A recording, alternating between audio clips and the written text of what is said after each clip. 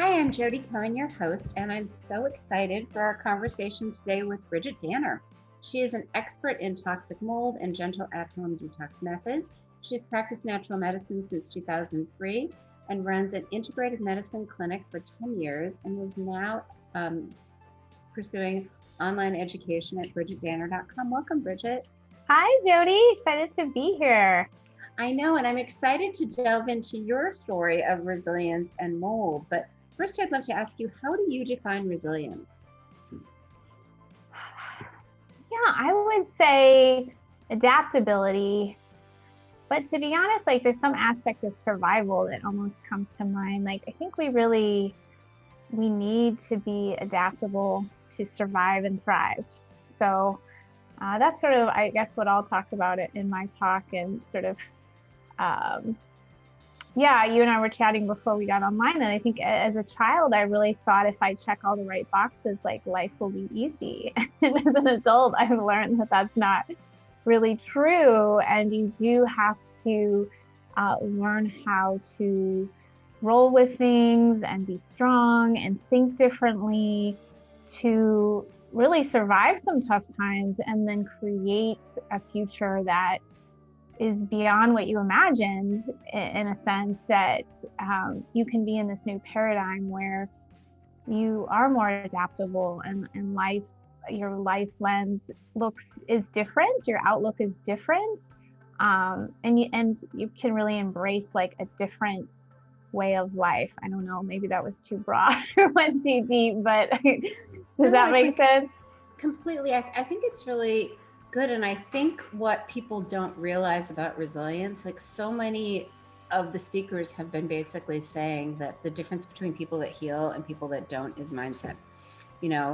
If you're easily overwhelmed, it's really hard to execute on anything. And if you can't execute, you can't change. And so we can, delve into, I'd love, mold really throws off your cognitive function and your ability to execute. So I'd love it if you could kind of share your story as a starting point, because you're such a role model for, how do you slowly, one step at a time, unpack these things and move through them. So please share more about your journey, your experience.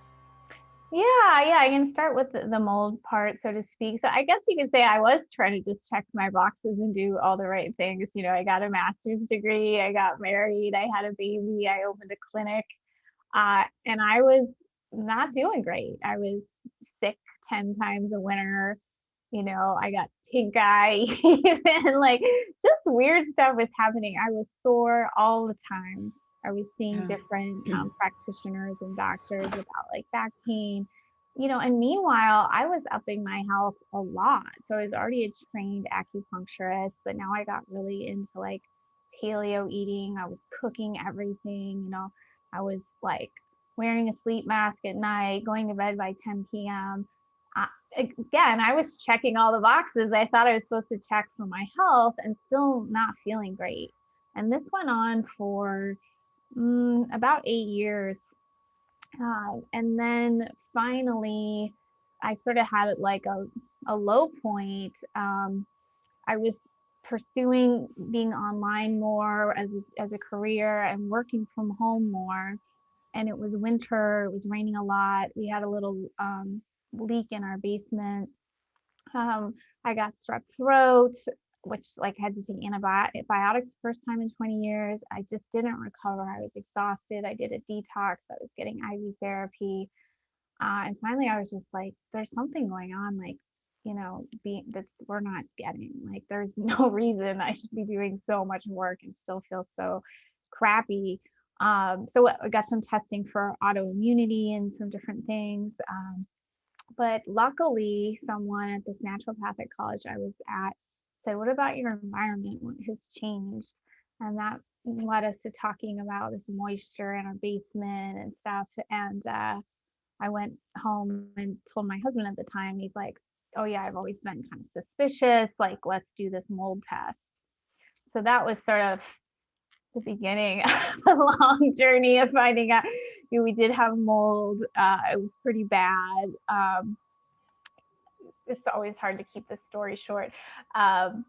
but it's good to find out root causes, right? It's always good, even though it's not always great news. Because that was a huge factor that was keeping me from moving forward in my health. And really, I would have just kept getting worse and worse. Like the trajectory was not good for me. So we made a lot of changes, and we'll kind of talk about some of the steps we did. And it's a slow climb out when you've been sick for 8 years in a moldy house. So it wasn't an instant change, but I would say it was like a steady, change to get my health back. And I learned a lot, and my whole life changed a lot. I ended up selling my clinic and moving to Arizona and just making a lot of changes I didn't expect. Again, kind of being resilient and adaptable. But really, that all turned out for the best for me. So I always remind my clients of that when they're struggling and they're in their low point. That you may not see what the ending looks like yet, but if you just kind of just keep pursuing putting yourself first, taking care of yourself, there's going to be something good that comes out of that. Yeah, and even the resilience to say okay, I don't know that I'm going to like what I learned, but I'm ready to roll up my sleeves and dig in. Can you share a little bit more? You mentioned some of the symptoms that you experienced with toxic mold. Like if someone's listening and they're hearing themselves in your story and thinking, oh, I wonder if that could be me. Talk a little bit more about how mold presents as symptoms or what they might be noticing. Yeah, there are so many different symptoms because of the fact that it dysregulates your immune system and you get this chronic inflammatory response. Also, mold is a fantastic little traveler. It can get into all sorts of cells and tissues in your body. So it can affect so many things. I think the two sort of most common are probably fatigue and brain fog. This is probably the most common. But like I mentioned in my story, just getting sick a lot, having depressed immunity was really key thing for me that nobody really said was related to mold. And even the chronic pain I had, I'd go to tons of all sorts of practitioners, and nobody mentioned mold for me. I had some irregularities with my periods. Later I found out my hormone levels were really low, which can happen, or you can get, high estrogen, and weight gain is another way it can go. So I was having breakthrough bleeding, certainly having anxiety, insomnia, tons of gut stuff, which was pretty well managed by my super hardcore diet. But later I found out I had parasites and candida. I did develop Hashimoto's, so I was having some thyroid symptoms. You can really just everything under the sun. Mental health issues can happen, especially if your brain is still developing. For children, asthma, chronic sinus issues. It's related to cardiac issues from the inflammation. So just so many different things can present. Skin issues as well. Yeah, and we talked a little bit kind of unpacking that and just taking slow and steady steps out of it. So obviously there's the remediation in the house. Can you speak to kind of some of the steps that you took to regain your health and the resilience that it took along the way? Yeah, so it's kind of nice now, and I'm writing a book about mold right now, because there is a sort of a natural progression, right? Like in the beginning, there's usually some suspicion. There's some suspicion about your house or about your health, and then you want to know. So there's usually some kind of testing, like a mold inspector, or a dust test, or now there's really great urine testing for mold toxins in the body. And I would say also, just to add to the mix, sometimes for people like me and probably many others, you've had a bunch of testing before the mold because you didn't know what was going on. So sometimes you're finding out a lot of information, all at once, that you need to kind of sort through and prioritize. So we can talk about that.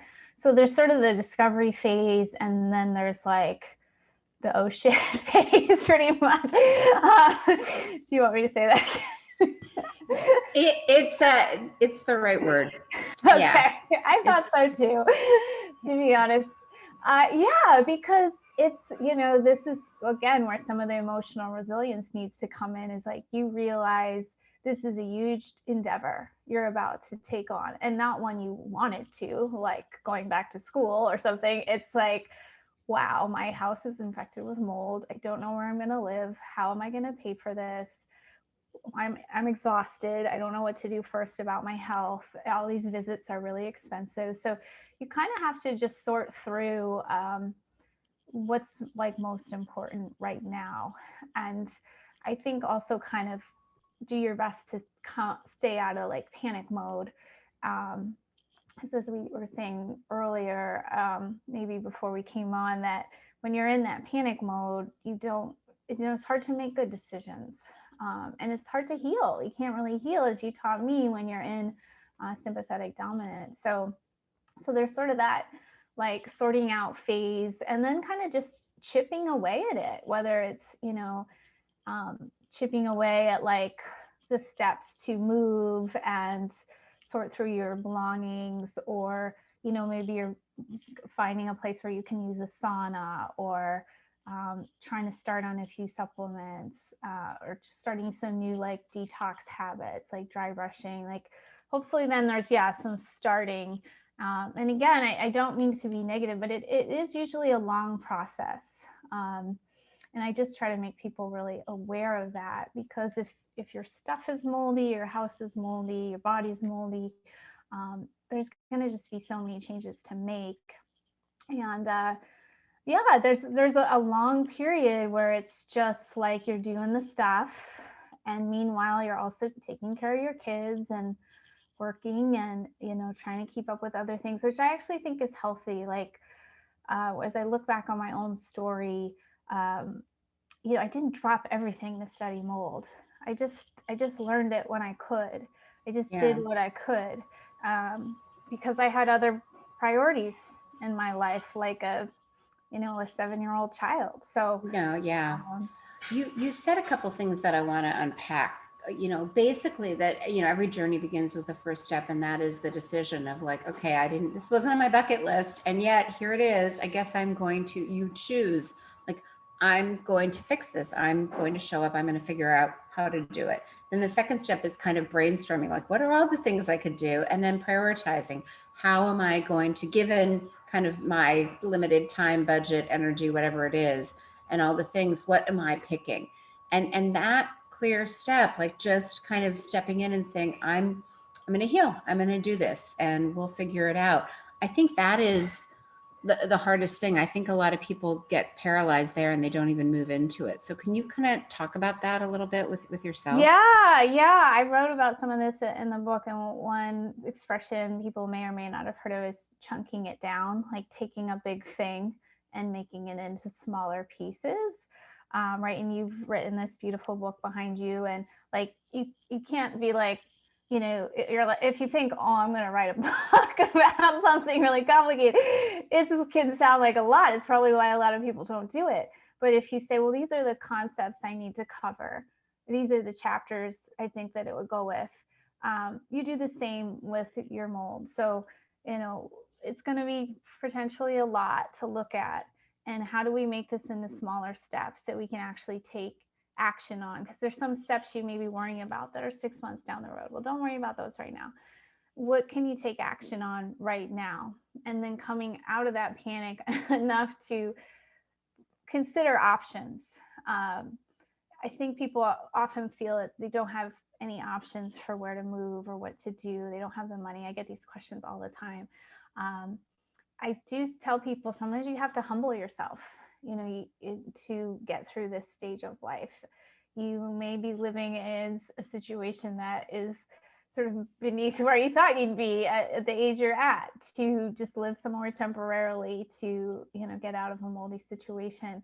And as far as priorities, they say like always the priority should be your health. And I know that sounds simple, but in this situation, it's easy to prioritize other things about your finances, your work. I hear a lot prioritizing your kids' sort of life and sort of regularity. Like, oh, I don't want to move my child. He's got 3 more years of high school. Okay, but you can't stay in that same house for 3 more years. So you need to work around that. So yeah, it takes to this vision you had of your life now needs to shift.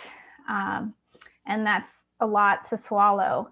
But I see some people do this so beautifully, like our friend Evan Brand. I mean, he's just no nonsense. You know, he built a beautiful home that turned out to be moldy, and he just left that thing, left everything in it, you know, because his priority is health. And in the long run, he really is prioritizing the health of his family when he makes that decision as well. I'm a health practitioner, and not all those decisions were easy for me. I was working at home. I didn't want to move out of the home. You know, I was lucky. I had a partner at the time who kind of drove some of those tough decisions. I was also exhausted. You know, I was completely depleted, and you don't. The last thing you want to do is move when you feel like that. So I think it's just going to keep going back. Okay, what is most important for my health? And even if some of the answers to follow that lead are not really what you wanted, like living with your sister-in-law or whatever it is, just accept that the universe is giving you some options to take that step forward, and you know, embrace the options that you have. Yeah, and just remembering to be compassionate and kind to yourself, and to know, like, this is right now, this is not forever, you know, because as you're Yeah. moving towards your destination, you might, you know, it's a little bit like a hike. There are going to be parts that are hard, there are going to be parts that are steep, there might be parts that are slippery or not what you expected, there are going to be false summits, and yet you still keep moving. Yeah, exactly. So what I love kind of how you chunk it down. Like, that's totally what it's so funny with my book. I outlined all the chapters, and then I looked at the calendar and I figured out, okay, I have to write a chapter a week. I did Like, the that's, same thing. I did the yeah, exact same thing. Yeah. yeah, Yeah. Cause then you're like, okay, this will take me 16 weeks or whatever. exactly, Yeah. exactly. Yeah. But in terms of, you know, people are kind of in this new unexpected situation that they weren't planning on. How do you help them kind of unpack, roadmap, chunk? Like, just kind of walk me through some of the things that have been helpful for other people. So yeah, there's the house piece, and then there's the body piece. And my specialty is more the body piece. So I do try to help people with the house piece somewhat, and mostly keeping them on their priority, to be honest. And then if they have little questions like, can I take X, Y, and Z with me to my new house, weigh in. But the house piece can be complicated. You almost need a whole separate team of experts to consult with about your house. Because if No, I, I agree. But yeah, what you're doing with the health piece, I mean, that's the thing people don't necessarily realize. The more you're able to actually get sleep, the more you're able yes, to actually make sure the toxins are leaving your body so they're not another source of stress. That gives you kind of internal resilience. So please speak to that a bit. yeah. You know, I'm writing my book, and we'll see how it all comes out. But I struggle a bit with protocols because I think people want just like one protocol to follow. And there's some pretty cool protocols out there now that are kind of in an order, right? Because you open up the detox pathways, and then you work on the bigger infections or what have you, and then smaller infections.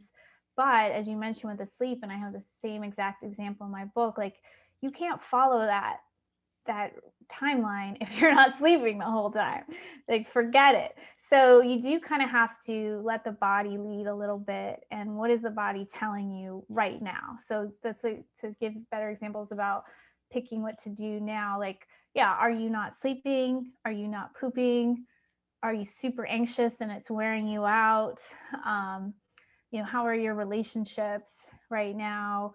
Um, are you, you know, asking your body to work more hours than it can? Like, what is not working right now, and what's most important amongst that? Like, I had a lot of trouble with my period, but it wasn't like my highest priority, you Yeah. know, because by the time I was at my sickest, my brain wasn't hardly even working. That became my biggest priority. So yeah, I think it's okay to look at your body and what support does it need? And sometimes that's just like resting more or being outside more. It's probably going to be moving if you were in a moldy space. A lot of people struggle too with like how much is too much, and often do try to do too much. So I really work with people who are sensitive, like, what can you do? Maybe you can do red light therapy. Maybe you do 10 minutes of sauna instead of an hour of sauna.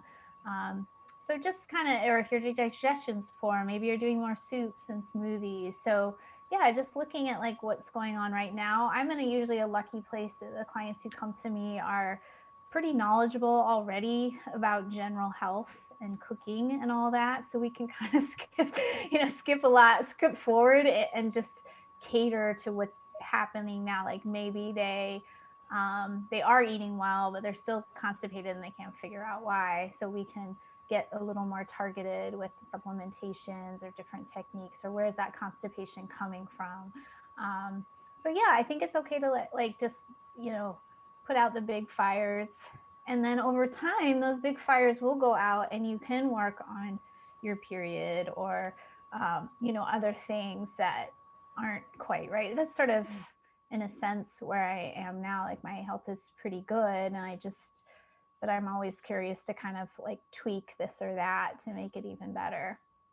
Yeah, I love the expression, you can't mow the lawn when the house is on fire. If you're not sleeping, it's real, you fine tune later. So you really hit Yeah. on kind of the main points: sleep, stress, drainage, just getting that energy going, and also being compassionate with yourself. I think so many of us, especially when it used to be really easy to be more productive, and now we struggle with what we used to be easy, True. Yeah. Yeah. just giving ourselves compassion and kindness that it's okay. Yeah. And I used to do interviews like this, and I was already, sort of out of mold for a couple of years, but I still had some poor recall. And I just had to give myself permission that if I was on an interview and I couldn't remember something, I could just be like, what is that thing called? And, usually the person I was talking to could remember. And that was like a big step for me, because it's either like, hey, I either just sort of shrink back in my career and not do these interviews, or just accept that the way my brain works right now, I forget things sometimes. But Yep. I have someone to help me out who's equally as knowledgeable, probably, on the other end. Yeah, and I mean, I think, would you say you're on the other side of mold? Like, do you feel like you can kind of, looking back, tell people that are starting their journey, kind of, Yeah, I really do. I really do. I mean, I think that health is complex, right? And that's another part of it. It's not just mold. There's so many other things going on. And like since then, I've gone through a divorce and had a severe concussion, and like I'm getting closer to menopause. So like there's newer factors in my health to play with and manage. But I don't feel like mold is um, a big part of my story at all. I think that there's some sensitivity still, thanks to the moon. Like I've developed some springtime asthma. I think my body's just on high alert for what's in the air. So I think there's some things that like resulted from that, but that's true of any body, right? Like there's stuff that's, if you broke your ankle in 3 places, that's probably always going to be an ankle you have to pay attention to and give extra love to. So, just the older you get, the more we're carrying around from the past to yeah, but somebody who's listening who might be at the beginning of their journey, knowing that it's possible and that you're on the other side, I think that gives a yeah, lot of hope. it definitely does. And I think you just have to be patient. I can say, for like when I moved to Arizona, I think subconsciously I thought, oh, it'll all be done. I've made this big step. I've chosen to live in this dry place, but I still had a lot of healing to do internally. And that was something I had to grieve sometimes, just like, why am I still waking up with a sore throat, or why this or why that? But now I've been here 4 years now, actually. Um, it I don't I'm not grieving mold. I'm like not, yeah, I feel fine. Even when I was sick or getting through it, like I couldn't imagine trying to teach people this stuff or work with people. Like I just had still so little to give. I just had to give everything to me. And now I'm completely like evolved with that. Like I'm, happy to study mold and write about mold and, do That's an awesome point, because I think so many of us are caregivers. We nurture our children, we nurture our partner, we nurture our parents, we nurture our friends. Like, to actually be able to give our energy to ourselves and prioritize ourselves, like that's something that I think people struggle with. Yeah, for sure. I mean, I was that way. I was like a Virgo clinic runner, acupuncture. Yeah, I mean, that was another piece of, I think, how I ended up so sick is I didn't have good boundaries with my time, and I overgave. So I really had to learn that. And I'm thankful. Yeah, this is another like example of all the good things that can come out of a journey like this. Like, some of the lessons I've learned are just incredibly valuable. And the way I approach life is so much more gentle, like gentle on myself, gentle on others. And I don't think I would have learned that otherwise. It's funny, when Max was in kindergarten, he was a blurter outer, and he was smart, so he'd often know the answer. But his kindergarten teacher used to be like, when you blurt out, you rob someone else of the opportunity to know the answer. And I feel like when we, like, one thing with overgiving, we feel like that's how we're sharing love. But when we're doing everything for other people, we're robbing them of the opportunity to figure that out for themselves. So it's okay for us to pull back and, Very true. It's so true. Yeah. Yeah. And, they often say, fill your cup first. And it's kind of like a little tagline I never really got, but it's so true. It's like when you really invest in becoming the best version of you, you become this like grounded, secure person that other people can relate to instead of, kind of striving or people pleasing, all that stuff. So, yeah, I mean, all this stuff can be great lessons. I remember one time my son was throwing a fit about something, and we said, well, you learned a lesson. And he said, I don't want to learn lessons. I mean, that's how we all feel sometimes. You don't want the lesson because it hurts. All the stuff that comes with it hurts. But in the end, yeah, I learned great lessons. And again, I think your lifestyle can actually improve a lot. Like, I was sort of spinning my wheels running this clinic and not getting out of it. And it's not really what I wanted in my life. So this experience gave me like the courage to let go of that and fully commit to this online business I wanted. And luckily I had to be open-minded enough to think about living somewhere new, and I completely love where I live and I've completely adapted to a new culture, frankly, moving out of Portland, Oregon. So yeah, I think a lot of good things can come out of it. It's almost a time that you can reevaluate your life and be like, well, what is working? Like, what do I want to keep here? Struggle is a doorway. Yeah. Because sometimes we're just in our rut and we don't think, I want to get out of this or that. And when everything's been turned upside down, you can say, well, what do I really want? What do I want? Yeah, and this actually brings us full circle back to where we started. This idea that we think that if you get good grades and get a good job and get married and have the kids and you'll live happily ever after, we don't really we don't question until that doesn't the roadmap doesn't quite work, take us to the destination we thought we were supposed to land in. And then there's the reevaluation, and sometimes we get to make different choices that are a better fit for who we actually are, because what we're supposed to do isn't really what we want to do. Yeah, it's so true. Is there anything else that you wanted to add on resilience that might be beneficial to anyone listening? Let's see here. I think we covered a lot of good stuff. I mean, I bet some of your other guests are covering some of the nuts and bolts. I don't know if you want to cover, Jody, some of my like favorite little techniques for detoxing. Yes. Or okay. Yeah. Please pretty share philosophical that. there, so maybe I can get into some nuts and bolts. So I kind of listed these, my top things, which turns out to all not be supplements, that helped me the most when I was my sickest: sauna, dry brushing, green drinks, exercise, especially outdoors, and coffee enemas. So those are all drainage. Do you want to talk about why drainage is so, like, basically, you know, the toxins and how they don't necessarily leave the body? Yeah, so kind of a lot of reasons that could happen. But if the liver is sort of overloaded and it can't keep up with filtering, and then so things can be kind of stored in fat tissue or stored in lymph. I think kind of depending on your body type. For me, I had a lot of lymph congestion.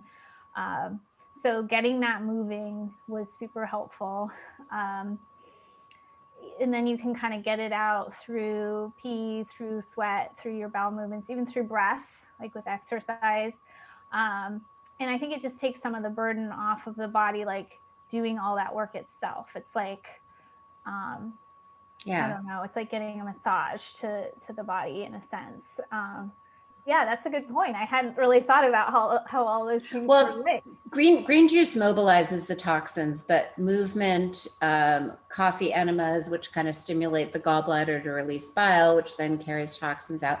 All of those, I mean, drainage is, it's really key. You know, it's like Sisyphus. The liver does all this work. It pushes the toxins into the bile to take to the gallbladder, then the intestines and the toilet. But if it gets reabsorbed, then it has to start over the next day with new garbage to get rid of and yesterday's stuff. So the more you can, every little thing you can take off the body's plate, I think really helps.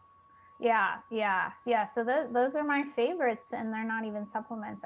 I do, you know, like some supplements, and you're probably going to need some supplements probably for various things, right? I'm actually a big fan of supplements for sleep if you can't sleep, because I think it's so important. And sometimes people will be a little stubborn about that, like, oh, I don't want to take anything to sleep. What do you like? What do you recommend? We use time release melatonin, and then we use an herbal kind of adaptogen formula. We have a couple different ones. Oh, to calm cortisol? Yeah, basically. Okay.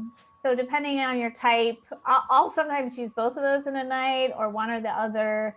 The time released is nice because sometimes people have more of a problem waking up. Yeah, but for me and my body, it usually seems to be just kind of that nervous system regulation.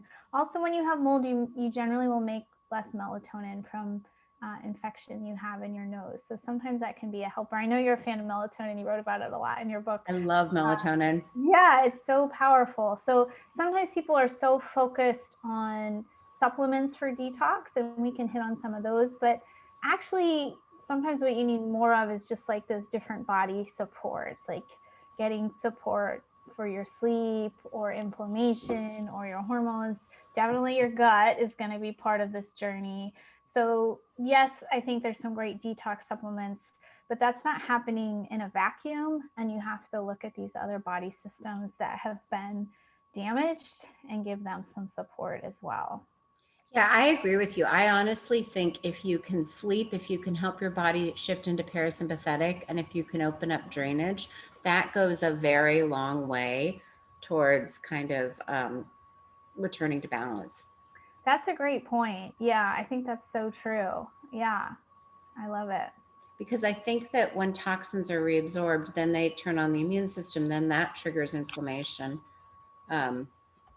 Anyway. Yeah. Some other things that make, you know, I don't know how much toxicity is spoken about in this, but, you know, glutathione and binders are probably our two top, like, detox type, direct supplements. Some other things I've used are like prebiotics and probiotics. Actually, I don't know if you can see that. I actually have an oxygen chamber. I got very late in this process. Wow. Yeah, I have a lot of toys. Wow. Yeah. Is that crazy expensive? I got it used on Craigslist. Okay. So it was half crazy expensive. And I figure I can just sell it again when I don't want it anymore. Yeah, oxygen is amazing for you. Yeah. So I just felt like mentioning that. I've loved antioxidants too, especially when I had my concussion. I really got into antioxidants. They're so supportive for the immune system too. So if you're getting some of that immune struggle, getting sick a lot like I was. White blood cell counts will often come quite a bit down with like a long haul mold situation. So, and that can help your brain as well. Adrenal support can be helpful because your body is going through a lot. That's actually a really important point to mention. Sometimes the adrenals, people think it's the adrenals, but the root cause is mold or parasites or viral load. Like the reason your adrenals are kind of, screaming fire all the time might be, there might be an underlying root cause that people haven't thought of. That's a great point. Yeah, the why are your adrenals Yeah. reacting a different way? And mold can really make almost any hormone like high or low, pretty much, if you want to like broad spectrum it. So, cortisol can initially be going up, up, up, trying to deal with everything. Probably eventually it's going to go low. And similar to female hormones and that kind of a thing. The hormonal roller coaster. Yeah, yeah. I'll just say a few more supplements that I like and close it up. Phosphatidylcholine, I really enjoyed for my brain. It was a huge help for my brain. Um, it's also detoxifying. And then magnesium and fish oil. I took those two things with phosphatidylcholine when I was in like a flare up. If I was having, 3-day headache or whatever was going on. Sometimes I get really nauseous because your brain's inflamed and then you're not hungry. But those three things were kind of my magic combo. And sometimes I was doing them 2-3 times a day if I was flared up, just to calm everything down. So some of those are really simple, like a good quality magnesium, good quality fish oil. But it's just giving your body these raw ingredients it needs to put out the fire. I love that. So, can you share how people can learn more about you or work with you? Yeah, so my website's just my name. It's bridgitdanner.com. We put out a blog at least every week and cover a lot of different topics. We do offer mold testing and a lot of different guides. So there's tons of free information that people can find on there. Well, this was amazing. Thank you so much. We covered the gamut. This was fabulous. Thank you. Thanks for having me. Thank you.